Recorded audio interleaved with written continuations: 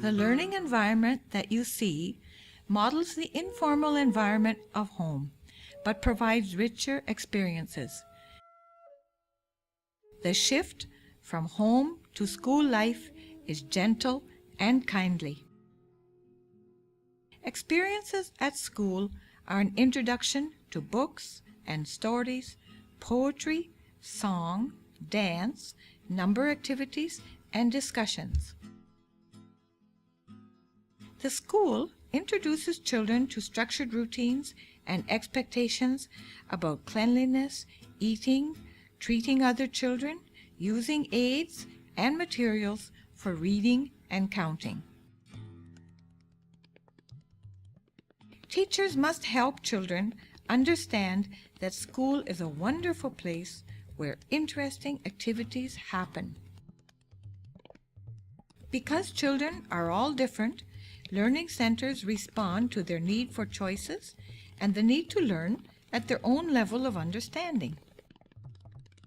The monoculture of a class rarely recognizes differences in children. In school, children are generally not free. The freedom of learning centers also demands responsibility, which is training for a democratic society. In the clay center, the child molds, flattens, pats, squeezes, and rolls. She becomes aware of the properties of clay. What does it feel like? Can it be shaped? Does it stick? What happens when it gets hard? Here we see children concentrating, freely talking, and manipulating natural materials.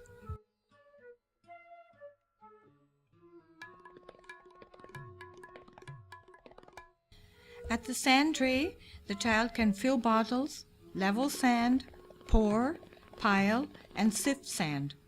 With wet sand, the child can dig, bury, mold, pound, pack, make tunnels, and channels. Children learn about volume, capacity, and weight. They enjoy the textures and feel of sand and water. Just notice the immense amount of discussion, planning, sharing, and creativity.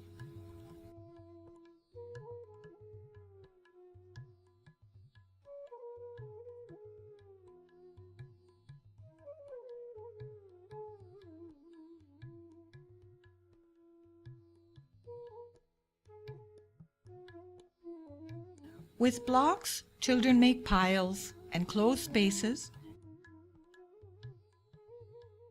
build buildings, make patterns, and arrange blocks according to shape and size.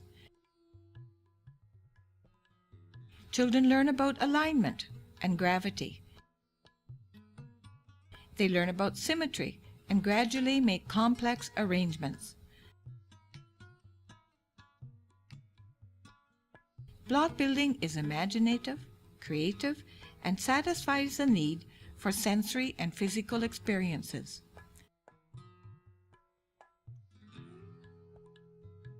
The child is exposed to concepts of length, size, width, angles, design, and seriation.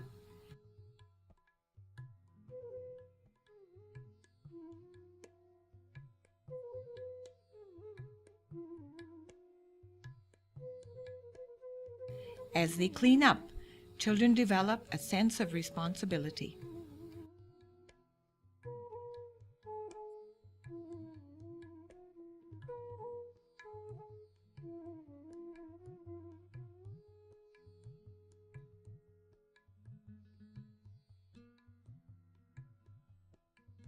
In this shop area, children are introduced to concepts of weights.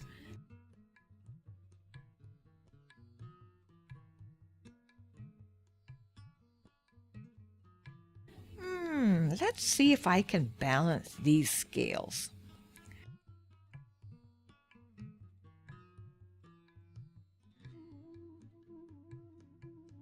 Children also like to sort and organize the provisions on the shelf.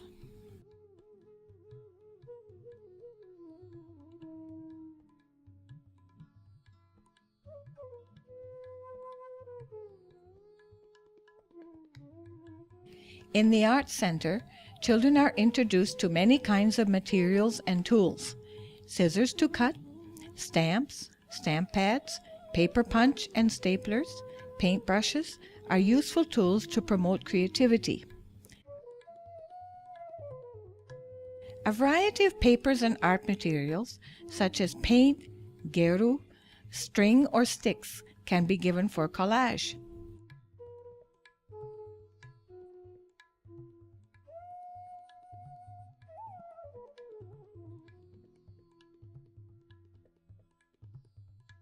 Children feel free, independent, and creative when they choose their own materials for art, collage, or origami.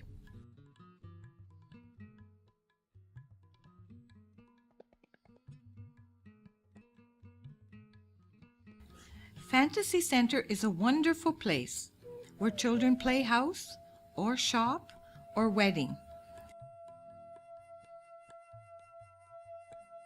It is free, spontaneous, and similar to drama.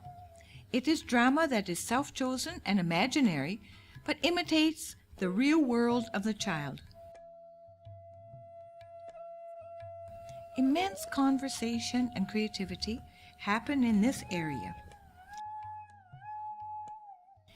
In the Fantasy Corner, you will notice how children solve small conflicts in a socially acceptable manner. They learn to recognize and imitate processes from start to finish. While they play, children come to see themselves as independent and competent persons. While playing house, or driver, or shopkeeper, children come to understand various social roles and appropriate behaviors.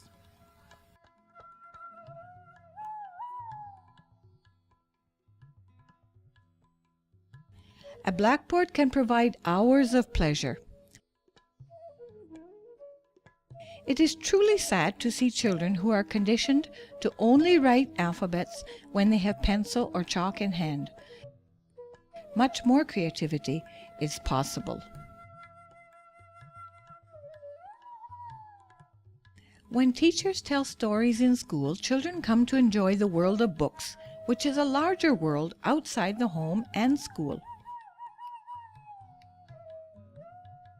With books, children hear and understand a wide variety of language and new ideas. They come to understand the value of books as a source of enjoyment. In the quiet library center, children can read alone or share pictures and stories with a friend. Stimulating books can lead to a lifetime of reading pleasure and has a direct relationship with academic achievement.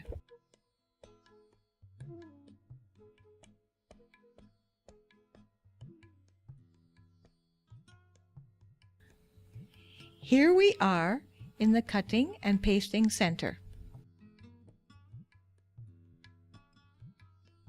It's fun to use scissors, just like Mummy. But when I try to cut, it's not easy. Oh well, I'll keep trying.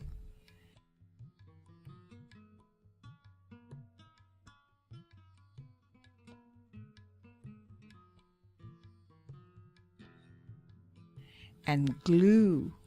It feels so lovely and sticky.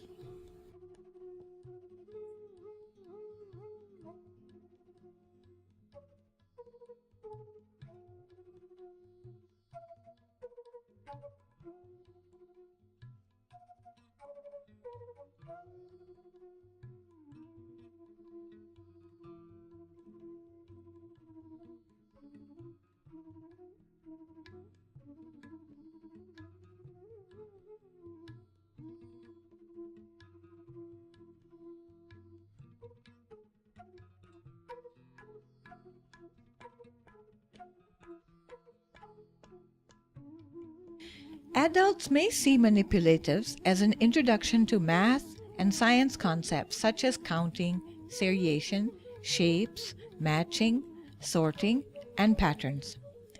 Children, however, simply enjoy the opportunity to complete puzzles, build towers, or make attractive patterns.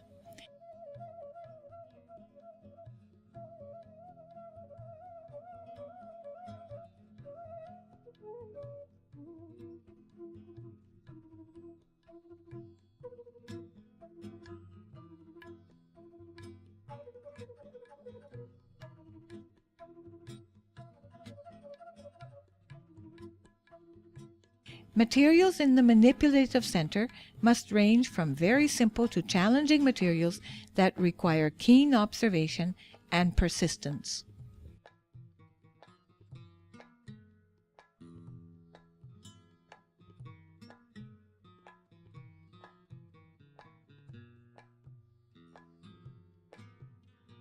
What happens in learning centers? You will notice that children observe, experiment, practice, discuss, share ideas, complete work, redo work, create, concentrate, estimate, organize, imagine, compare, weigh and measure. Read. Conflicts and negative behavior should be seen as an opportunity to discuss matters with a child. The teachers need to be firm, consistent, fair, and open to dialogue. If a child throws or kicks blocks, you can say, "What did we talk about in class? Do we kick blocks? What will you do now? If you show me that you cannot play with blocks, you will have to go elsewhere."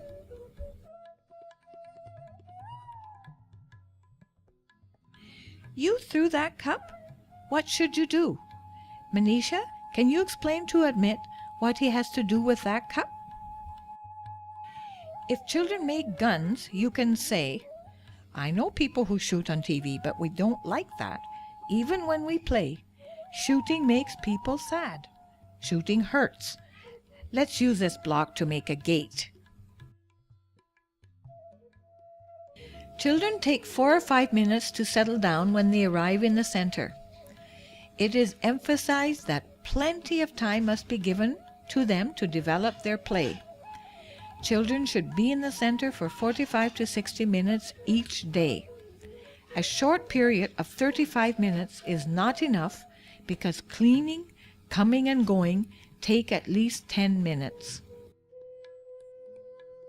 Management of learning centers includes cleaning and preparing the centers for the next class. The teacher and staff stay for 3 minutes after children have left.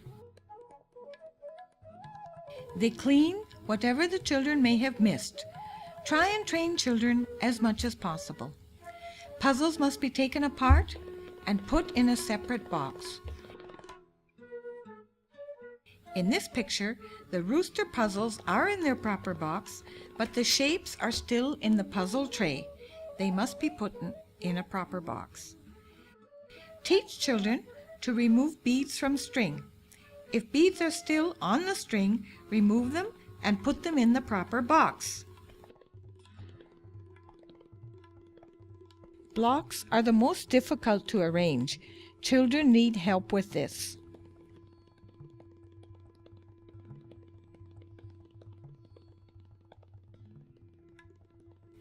Leave balls of clay ready for children coming in next.